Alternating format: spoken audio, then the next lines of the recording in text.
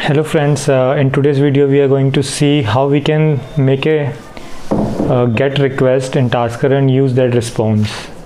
So in order to do that, you need to click on add task, and inside add task you can just give any name like get sample, and inside that you need to add action. So action will be related to HTTP. So there are many options which is given: HTTP post, head, get, authorization. So if you try to use like HTTP get, because in this tutorial we are going to discuss that, so it will say something like this is been deprecated and there is a new action button, new action which supports all the actions. So let's use that one because it's new. So I need to click cancel, and now again I need to use HTTP request. So with that, if you see the output variable, so variables is like where we can store the data.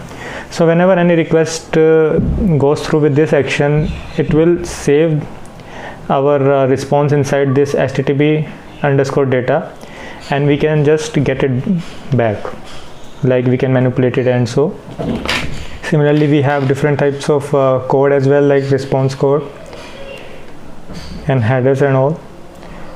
So I have a get request running on my server. If you can see, it's Myzing Online. You can also use it for testing.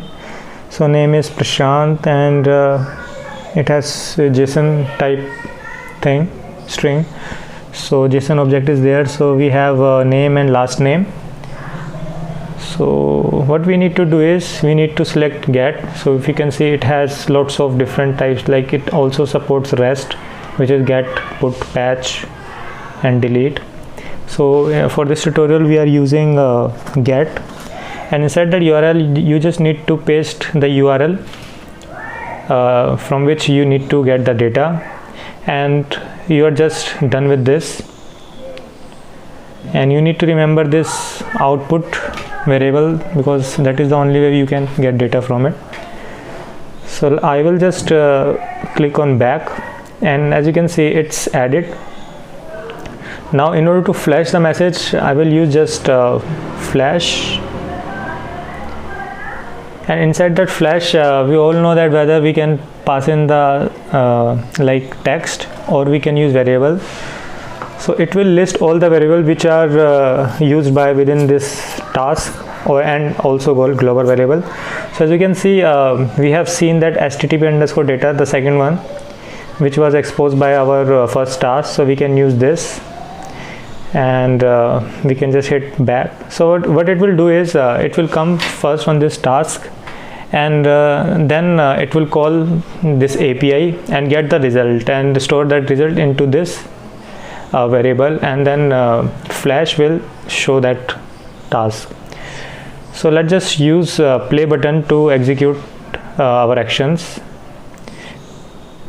So it's doing that, it's making a call, and as you can see, it's showing in bottom name and another thing.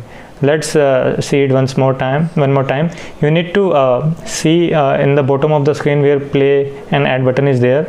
One flash will when flash notification will going to be there.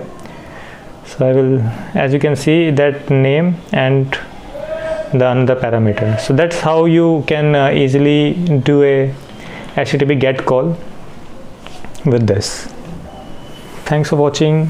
Have a nice day. If you have any questions regarding this, please ask me. I will try to answer them as soon as possible. Bye.